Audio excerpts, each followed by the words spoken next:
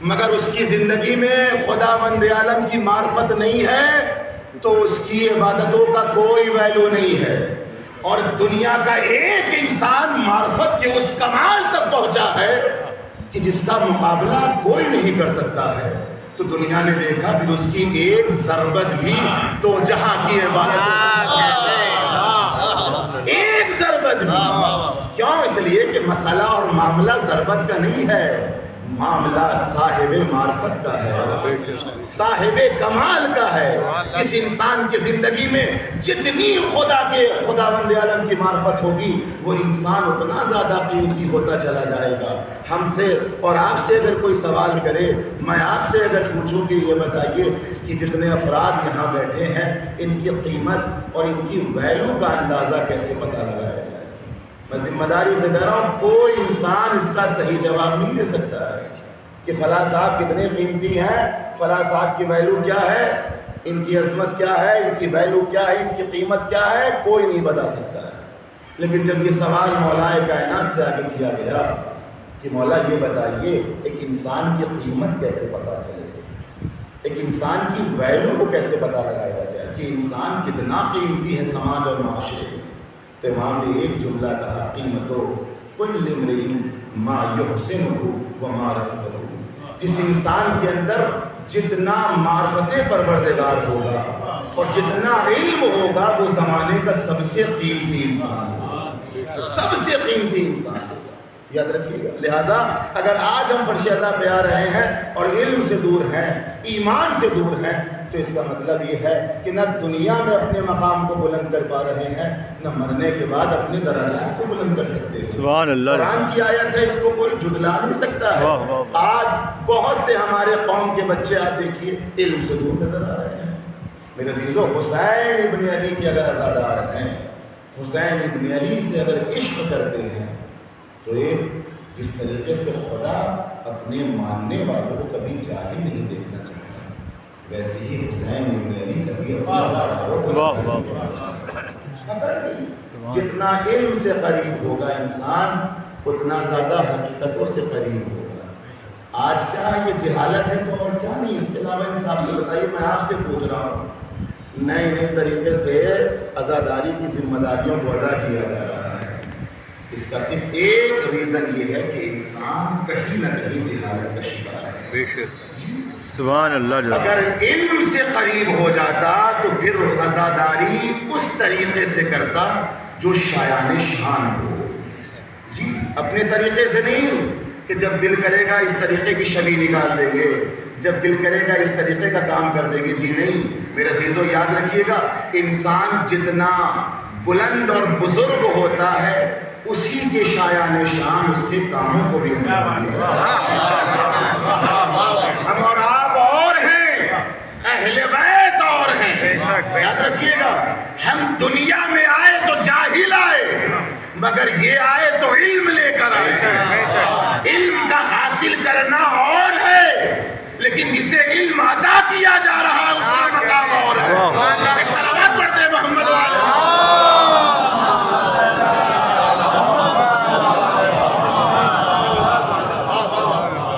دوسرا بنیادی فرق اہل بیت میں، چہاردہ معصومین میں اور ہم میں یہ ہے کہ ہم جب دنیا میں آئے تو ہدایت لینے کے لیے دنیا میں آئے، خدا کو پہچاننے کے لیے دنیا میں آئے ہیں.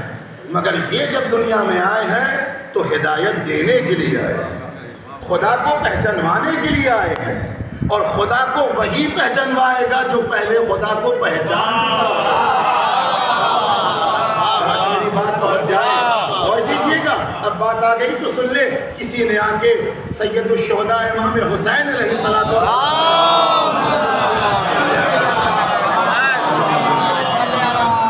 کہ فما معرفت اللہ، فرزند رسول خدا کی معرفت کیا ہے، کیسے خدا کو پہچانا جائے. اور کیجیے گا میرے عزیزو، آنے والا کس سے سوال کر رہا ہے؟ فرزند رسول سے، امام بخش سے، حجت خدا سے، خدا کے نمائندے سے. اور امام برحق سے سوال کیا جا رہا ہے فما معرفت اللہ، خدا کو کیسے پہچانا جائے. تو امام نے ایک دروازہ بند کیا ہے معرفت کا اور ایک دروازہ معرفت کا کھولا ہے. علماء بیٹھے ہیں، ان کی موجودگی میں ذمہ داری کے ساتھ یہ جملہ کہہ رہا ہوں، حدیث ہے پڑھیے گا. امام نے معرفت کا ایک راستہ کلوز کیا ہے، بند کیا ہے، اور آنے والے سے کیا کہا؟ لا تفکروا فی ذات اللہ، خدا کی ذات کے بارے میں کبھی غور و فکر مت کرنا، ورنہ گمراہ ہو جاؤ گے۔ کیوں گمراہ ہوگے؟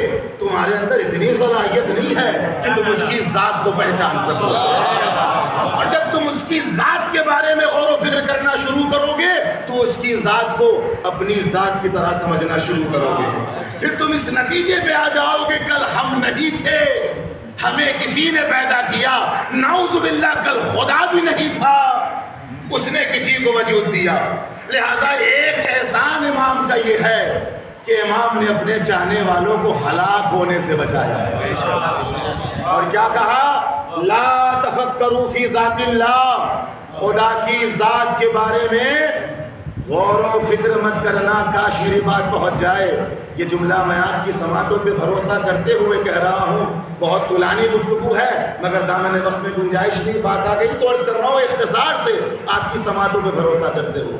ابھی پہلے مثال دوں تاکہ بچوں تک بات واضح ہو۔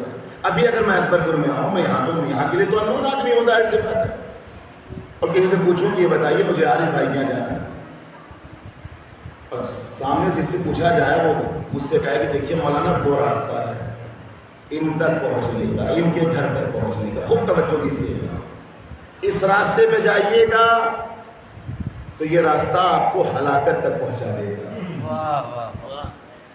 اور اس راستے پہ جائیے گا تو یہ راستہ آپ کو عارف صاحب کے گھر تک پہنچا دے گا۔ اب میں آپ سے بہت سادہ سا سوال کرتا ہوں کہ جس سے میں نے پوچھا اس نے راستہ بتایا کہ نہیں بتایا؟ کب بتایا؟ اگر نہیں جانتا ہوتا تو دونوں راستوں کو نہیں بتاتا، میری بات وہی بتائے گا جو دونوں راستوں کو جانتا ہوگا، کہ اس راستے پہ جائیے گا تو ہلاک ہو جائیے گا، اس راستے پہ جائیے گا تو مقصد تک پہنچ جائیے گا۔ اب اگر کوئی ہم سے یہ کہہ رہا ہے کہ لا تفکروا فی ذات اللہ، تو اس کا مطلب یہ ہے یہ وہ ہیں جو خدا کی ذات تک پہنچے ہوئے ہیں۔ بے شک بے شک، سبحان اللہ سبحان اللہ سبحان اللہ سبحان اللہ، واہ، یہ وہ ہیں جو خدا کی ذات تک بھی پہنچے ہوئے ہیں، بے شک، اس لیے کہ جو نہیں پہنچے گا وہ کبھی حقیقتوں کو نہیں بتا سکتا ہے۔ واہ واہ، حقیقت بتائی جا رہی ہے تو اس کا مطلب یہ ہے کہ اس کی ذات تک بھی پہنچے ہوئے ہیں، لیکن ایک راستہ بند کیا گیا لا تفکروا فی ذات اللہ، لیکن دوسرا راستہ کھولا گیا تفکروا فی صفات اللہ، خدا کے صفات کے بارے میں غور و فکر کرو، اور اس منزل میں تم جتنا خداوند عالم کے صفات کو پہچانتے چلے جاؤ گے تم خدا کی معرفت کو حاصل کرتے چلے جاؤ گے۔ اس نے پھر ہاتھوں کو جوڑا، فرزند رسول بات تو پھر وہیں آ کے رک گئی، اب یہ صفات خدا کہاں سے نظر آئے کہ جس کو پہچانا جائے؟ تو امام نے مسکرا کے کہا اس منزل پہ تم ہمیں پہچانو، ہمیں جتنا پہچانتے چلے جاؤ گے تم خدا کے صفات کو پہچانتے چلے جاؤ گے۔ یاد رکھنا ہم خدا تو نہیں ہیں مگر مظہر صفات پروردگار۔ ایک صلوات پڑھ دے محمد،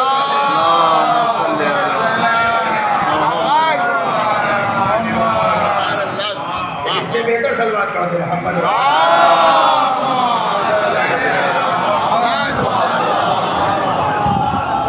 جب تک ایک انسان کے اندر ایمان نہیں ہے، علم نہیں ہے، وہ انسان کبھی اپنے مقام اور اپنے درجات کو بلند نہیں کر سکتا۔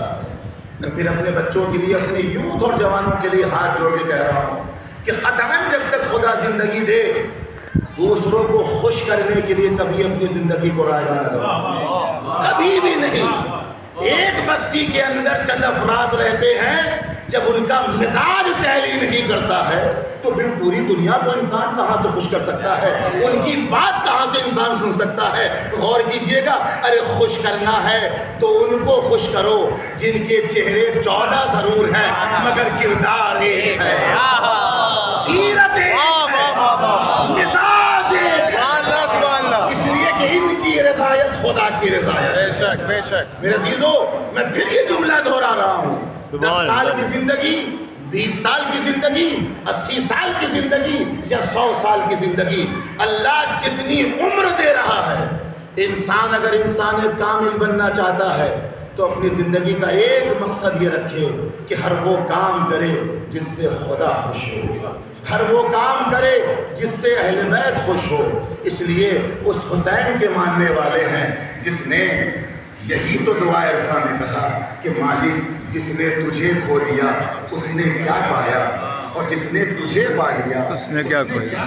واہ واہ۔ تو ہماری زندگی خدا بند عالم کے لیے ہونی چاہیے، ہماری زندگی اہل بیت علیہ السلام کے لیے ہونی چاہیے، ورنہ موت برحق ہے، سب کو دنیا سے جانا ہے، کوئی دنیا میں زندہ رہنے کے لیے نہیں آیا ہے، لیکن موت کے بعد کہیں ایسا نہ ہو کہ انسان کف افسوس ملتا ہوا نظر آئے۔ جی، زندگی ایمان کی راہ پر اور علم کی راہ پر انسان گزارے۔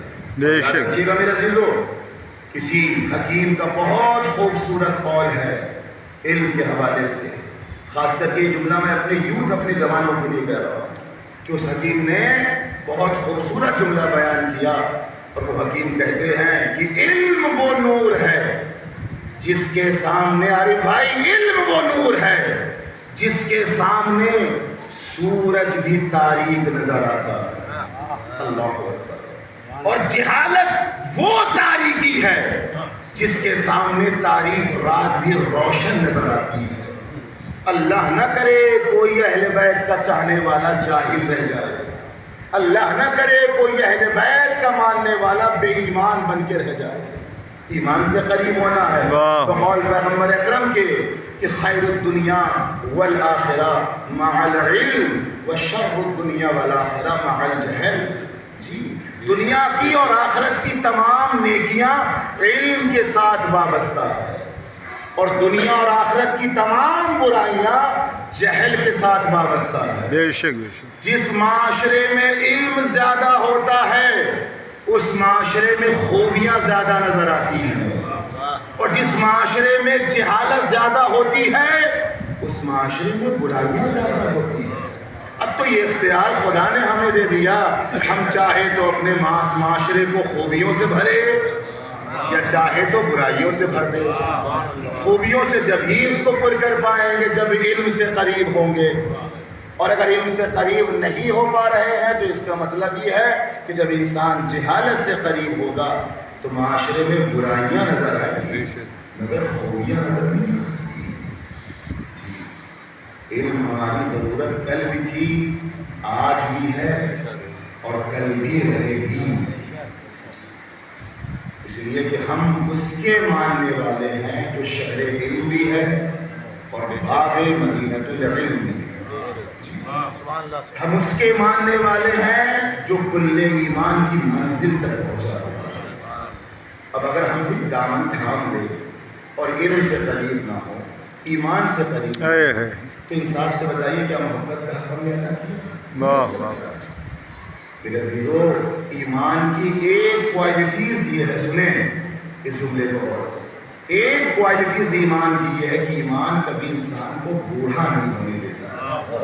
کاش میری بات ہو جی، اور یہ مت سوچیے گا کہ خطابت کرتے کرتے میں نے جملہ ممبر سے آگے خطابت آنا جو خطیبانہ جملہ جو ہے میں نے آپ کی سماعتوں کے حوالے کر دیا، یہ خطابت کا جملہ نہیں ہے، یہ حقیقت سے بھرا جملہ ہے کہ ایمان کے اندر یہ طاقت خدا بند عالم نے رکھا ہے کہ ایمان جس کے اندر اتر جاتا ہے کہ وہ انسان کبھی بوڑھا نہیں ہوتا ہے، کبھی بھی نہیں۔ اور یقین نہ ہے تو مختلف کتابوں کو اٹھا کر دیکھیے، ارباب مقاتل نے یہی تو لکھا کہ جب امام حسین، توجہ کیجیے گا، جب رخصت آخر کے لیے نکلے ہیں خیمے سے اور دائیں اور بائیں دیکھا تو ایک تاریخی جملہ کہا، کیا کہا کہ اب ان جوانوں کے بعد زندگی میں لطف نہیں ہے۔ یہ امام حسین کا بڑا مشہور جملہ ہے روز عاشور، ان جوانوں کی موت کے بعد اب زندگی میں کوئی مزہ نہیں رہ گیا ہے، اب زندگی میں کوئی لطف نہیں رہ گیا ہے۔ آپ انصاف سے بتائیے کیا کربلا کے میدان میں جو امام حسین کا ساتھ دے رہے تھے سب جوان تھے؟ جناب مسلم نے سجاد 83 سال 84 سال 85 سال، جناب حبیب تقریباً اسی عمر کے آس پاس ہیں۔ زہیر ابن قین کو دیکھیے، نہ جانے کتنے ایسے ہیں، گنے چنے چند افراد ہیں جو جوانی کی اس منزل پہ پہنچے ہیں، ورنہ بہت سے ایسے افراد ہیں کہ کہ اگر عمر کے اعتبار سے دیکھا جائے تو یہ آپ کو جوان نظر نہیں آئیں گے. تو پھر کوئی پوچھے سید الشہداء سے کہ مولا یہ کس جوانی کا تذکرہ آپ نے کیا ہے روز عاشور، کہ اب ان جوانوں کی موت کے بعد زندگی میں مزہ نہیں رہ گیا ہے؟ اہل بیت کے کلام کو سمجھنا ہے تو قرآن کا سہارا لینا پڑے گا، اس لیے کہ نہ یہ قرآن سے جدا ہے نہ قرآن ان سے جدا ہے. توجہ کیجیے گا، آخری بات ہے، ذرا بیداری کے ساتھ یہ جملہ سن لیں میرے عزیزو. اب ذرا قرآن اٹھائیے، پھر یہ جوانی آپ کو سمجھ میں آئے. قرآن کھولیے، کھولتے کھولتے کہاں آئیے؟ اصحاب سورہ کہف کو کھولیے. اور شاید یہی وجہ تھی کہ نو کے نیزہ پہ امام حسین نے کسی اور سورہ کا انتخاب نہیں کیا، جو تلاوت کی ہے وہ سورہ کہف کی ہے. سورہ کہف کھولیے، 10ویں آیت جب پڑھیے گا تو اس میں خدا نے کیا کہا ہے؟ وَإِذْ أَوَى الْفِتْيَةُ إِلَى الْكَهْفِ، کہ جب یہ جوان غار کی طرف آئے. کہف کسے کہتے ہیں؟ غار کو کہتے ہیں. اصحاب کہف غار والے اصحاب. جی میں سمجھتا ہوں کہ اس کی تشریح کرنے کی ضرورت نہیں ہے، بچہ بچہ جانتا ہے. 7 ہوں 9 ہوں یا 11,000 ہوں یا 10 لاکھ ہوں، فرق نہیں پڑتا. تعداد کبھی معیار نہیں ہے. توجہ کیجیے گا، کردار معیار ہے. تعداد معیار نہیں ہے، کردار معیار ہے. اب جتنے بھی ہوں، مگر قرآن کیا کہہ رہا؟ وَإِذْ أَوَى الْفِتْيَةُ إِلَى الْكَهْفِ، کہ جب یہ جوان غار کی طرف آئے. پھر 2 آیت چھوڑ کے جب 13ویں آیت پڑھیے گا تو اس میں تائیدی اور جسے کہا جائے کنفرم لہجے میں قرآن نے گفتگو کی. اور کیا کہا؟ انہم فتیۃ، یہ سب کے سب جوان تھے، یہ سب کے سب جوان تھے. اور تاریخ کہتی ہے کہ جو ان میں سب سے چھوٹا تھا وہ تقریباً 86 سال کا یا 85 سال کا تھا، جو سب سے چھوٹا تھا. اب آپ سوچیں، اس عمر میں ہم کسی کو جوان کہیں تو لوگ برا مان جائیں، لیکن یہ عمر والی جوانی نہیں ہے، یہ ایمان والی جوانی ہے. جملہ سنیں گے میرے عزیزو، یہ عمر والی جوانی نہیں ہے، یہ ایمان والی جوانی ہے. پروردگارا تو پہلے بتا دے کہ تو نے انہیں جوان کیوں کہا، تاکہ خود بخود کربلا والوں کی جوانی سمجھ میں آ جائے. 76 اور 86 سال کے بوڑھے کو جب تو جوان کہہ رہا ہے، اور جہاں قرآن نے اصحاب کہف کو جوان کہا ہے نا، دیکھیے قرآن کا ایک کرشمہ یہ بھی ہے، ایک اعجاز یہ بھی ہے. قرآن کبھی سکے کے ایک رخ کو نہیں بیان کرتا، دونوں رخ کو بیان کرتا ہے. جہاں قرآن نے جوانوں کا تذکرہ کیا اور جوانی کو بتایا، وہیں قرآن نے بڑھاپے کا تذکرہ بھی کیا ہے. اور کیا کیا؟ جناب لوط کا جب تذکرہ ہو رہا ہے، جناب لوط کی بیوی کے لیے قرآن کیا کہہ رہا ہے؟ سب کو معاف کر دوں گا الا عجوزا، سوائے اس بڑھی عورت کے. سنتے رہتے ہیں آپ میرے عزیزو، تاریخ نے 28 سال عمر لکھا ہے جناب لوط کی بیوی کا. کتنی؟ 28 سال. میں آپ سے پوچھتا ہوں، 28 سال کی عورت کبھی بوڑھی نہیں ہوتی ہے. ہمارے سوسائٹی، ہمارے معاشرے کے اعتبار سے تو وہ بالکل شباب اور جوانی کے عالم میں ہوتی ہے 28 سال کی. لیکن قرآن کا ایک کرشمہ یہ ہے کہ وہ ہمیشہ رائج تصور پہ خط بدلان کھینچتا ہے، اور یہ بتانا چاہتا ہے کہ دیکھو تم جسے جوان سمجھ رہے ہو قرآن کی نگاہ میں وہ جوان نہیں ہے. تم جسے بوڑھا سمجھ رہے ہو قرآن کے نگاہ میں وہ بوڑھا نہیں ہے. پروردگار اب اتنا تو بتا دے کہ انہیں کیوں تو جوان کہہ رہا ہے. تو اسی سورہ کے اندر اس نے کہا کیوں جوان ہے یہ؟ آمنوا بربہم، چونکہ یہ اپنے رب پہ ایمان لے آئے. اور جب ایمان کی جوانی خدا نے دیکھی تو وزدناہم ہدی، تو قرآن نے کیا کہا، خدا نے کیا کہا؟ پھر خدا نے ان کی ہدایت میں اور اضافہ کر دیا. ایمان کی جوانی کو دیکھا تو وزدناہم ہدی، اللہ نے ان کی جوانی میں اور اضافہ کر دیا، ان کی ہدایت میں اور اضافہ کر دیا. خوب توجہ کیجئے گا، ایک قیمتی جملہ اور آخری جملہ آپ کی سماعتوں کے حوالے کریں. اب اگر کوئی یہاں ماشاءاللہ اتنے افراد یہاں سے وہاں تک بیٹھے ہیں، امام مارگاہ بالکل فل ہے یہاں سے وہاں تک، بہت سے جوان ہیں. کوئی جوان اٹھ کے اگر یہ کہے یا بعد میں پوچھے کہ مولانا ہمیں کیا معلوم، نہ ہم نے اصحاب کہف کو دیکھا، نہ اس زمانے میں تھے، تو کربلا سے اور پیغمبر کے زمانے سے بہت پہلے کا زمانہ ہے. توجہ کیجئے گا، ہمیں کیسے پتا چلے کہ ایمان کی جوانی کیا ہوتی ہے؟ تو ہاتھوں کو جوڑ کے ایک جملہ سب سے کہوں گا، اس زمانے میں جانے کی ضرورت نہیں ہے، آج کے زمانے میں دنیا دیکھے کہ 86 سال جب دشمن جوان لگ رہا ہے تو پھر اپنوں کو کتنا جوان لگے گا؟ اور دشمن نے باقاعدہ مہر لگا دی کہ انسان عمر سے بوڑھا نہیں ہوتا ہے، اگر ایمان کی جوانی آ جاتی ہے تو عمر کا بڑھاپا بھی پیچھے رہ جاتا ہے۔ صلوات پڑھ دے محمد و آل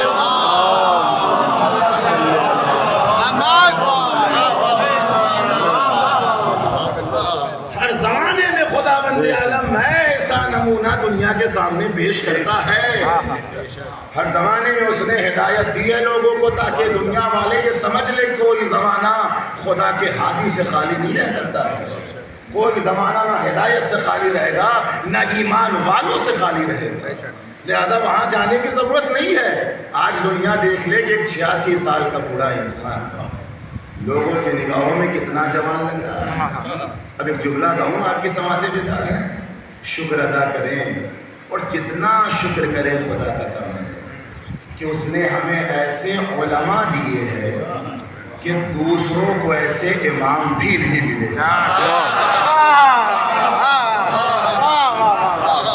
امام کی بات چھوڑیے، ہمارے ائمہ معصومین تک کسی کی عقل کی جو ہے وہ پہنچ نہیں سکتی، اس کی رسائی نہیں۔ جو علماء خدا نے ہمیں دیے ہیں، اگر ان پر بھی 1000 شکر ادا کیا جائے خداوند عالم کا تب بھی کم ہے کہ جیسے علماء خدا نے ہمیں دیے دوسروں کو ایسے امام بھی نہیں ملے، دوسروں کو ایسے امام بھی نہیں ملے۔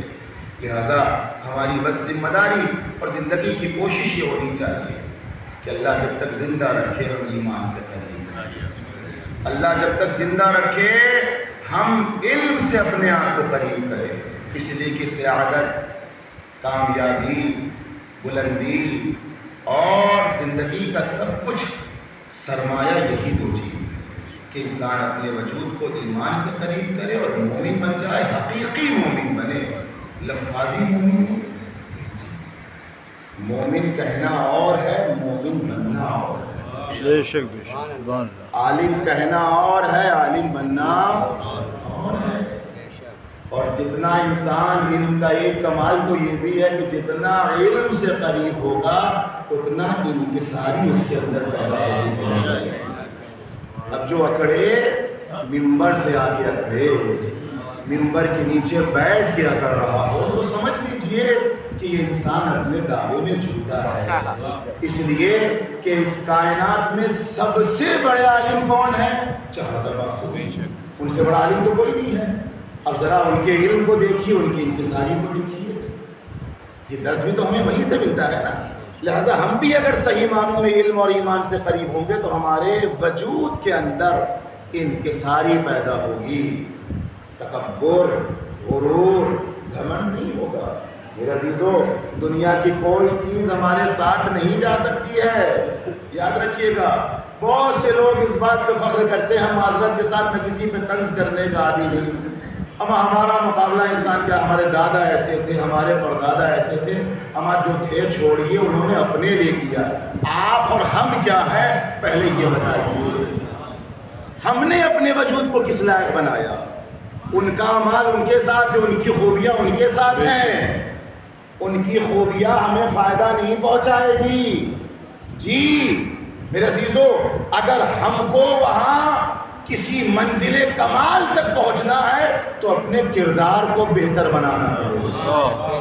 جی جب یہ کردار بہتر ہوگا پھر وہاں سے فائدہ خود بخود انسان کو حاصل ہوگا۔ لہذا کچھ نہیں، سب کچھ یہاں رہ جائے گا۔ کفن جب پہنایا جاتا ہے دنیا کھڑی ہو کے دیکھتی ہے کہ نہیں، نہ کوئی جیب ہوتا ہے، نہ کوئی اس میں قبر کے اندر کوئی الماری، کوئی صندوق، کچھ نہیں ہے، خالی ہاتھ انسان دنیا سے جاتا ہے۔ بے شک، دنیا کی چیز کو دنیا میں چھوڑ کے جاتا ہے۔ ایمان ہے تو یہ ایمان کبھی دنیا میں چھوڑ کے نہیں جا سکتا، علم ہے تو کبھی انسان دنیا سے اپنے اس علم کو چھوڑ کے نہیں جا سکتا ہے۔ اور کمال تو یہی ہے خداوند عالم کا کہ اس نے دو چیزیں جو بلندی کا معیار بنایا ہے وہ ہے کہ جس کو دنیا میں کوئی چھین نہیں سکتا ہے. نہ ایمان کو چھینا جا سکتا ہے، نہ علم کو چھینا جا سکتا ہے. غور کیجیے گا میرے عزیزو، لہٰذا ہماری ذمہ داری ہے. اور بس آخری بات اور ربط مسائل اسی جملے سے، لاکھوں جان قربان جائے اہل بیت علیہ السلام کہ جنہوں نے ایک ایسا مکتب ہمارے حوالے کر دیا جس کو حسین ابن علی کی فرشیزہ کہا جاتا ہے. انصاف سے بتائیے کتنے لوگ اپنی زندگی میں کتابوں کو اٹھا کے مطالعہ کرتے؟ کتنے؟ 10%؟ بہت زیادہ 20%. 80% آج تعداد وہ ہے کہ جن کو توفیق ہی نہیں ہے، فرصت ہی نہیں ہے کہ وہ اہل بیت علیہ السلام کی کتابوں کو اٹھا کے مطالعہ کریں. بے شک جی نہیں. اور نہج البلاغہ تو چھوڑیے، جن کو قرآن اٹھانے کی توفیق نہیں ہو رہی ہے وہ نہج البلاغہ کیا اٹھائے. لیکن کتنا کرم ہے سید الشہداء کا، ایک ایسا مکتب اور مدرسہ دے دیا کہ جہاں آ کر ہم بیٹھ رہے ہیں اور سارا علوم ہم اسی فرشیزہ سے حاصل ہو رہے ہیں. سبحان اللہ. صرف علم نہیں، ایمان سے بھی قریب ہو رہے ہیں. اسی لیے شہید ہاشمی نجات نے خوبصورت جملہ کہا کہ آج تشیع کا جو مذہب ہے، جو کلچر ہے، جو فرہنگ ہے، جو ان کی تہذیب ہے، وہ امام حسین علیہ السلام کی عزا سے پھیلی بھی ہے اور باقی بھی ہے. بے شک اگر یہ عزا ہمارے درمیان سے اٹھا لی جائے تو یقین جانیے شاید ہم مر جائیں. متحد رکھے ہے اس قوم کو تصویر عزا، ڈور ٹوٹے گی تو دانے بھی بکھر جائیں.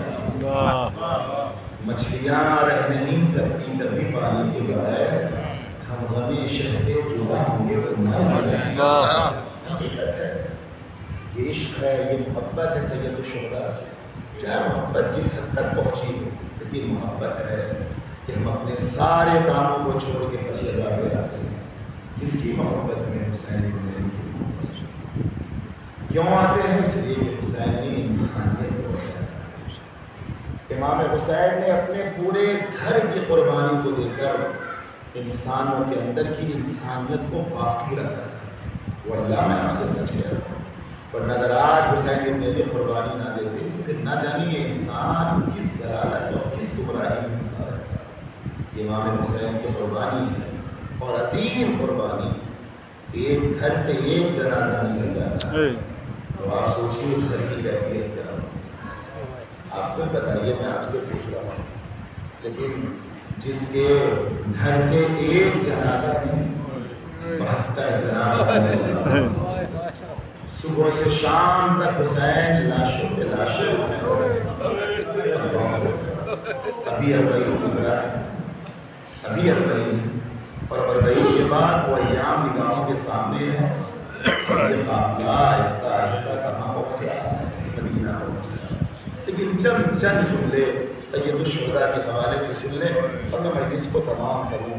اس لیے کہ آج فرشیزہ پہ ہم آتے ہیں تو صرف اس نیت سے آتے ہیں کہ سب کی شہادت یقیناً اپنی جگہ محترم ہے.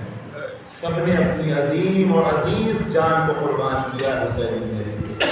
لیکن جو مظلومیت اور مصیبتوں کا شکار سید الشہداء ہوئے وہ کوئی نہ ہو سکتا، کوئی نہیں ہو سکتا.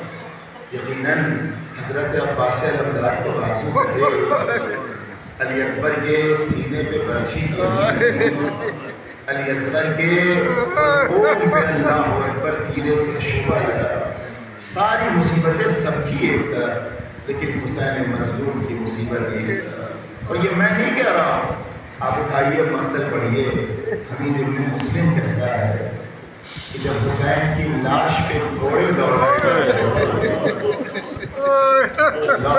جب حسین کی لاش پہ گھوڑے دوڑائے جا رہے تھے تو حمید کہتا میں نے دیکھا میں دنیا کی ہر چیز بھول سکتا ہوں مگر علی کی بڑی بیٹی زینب کو نہیں بھول سکتا. میں نے کیا دیکھا کہ جب حسین کی لاش پہ گھوڑے دوڑا ہے جا رہے تھے تو میں نے دیکھا زینب بالوں کو بکھرا کر مدینے کا رخ کر کے ایک جملہ کہہ رہی تھی، نا نا آپ کے جنازے پہ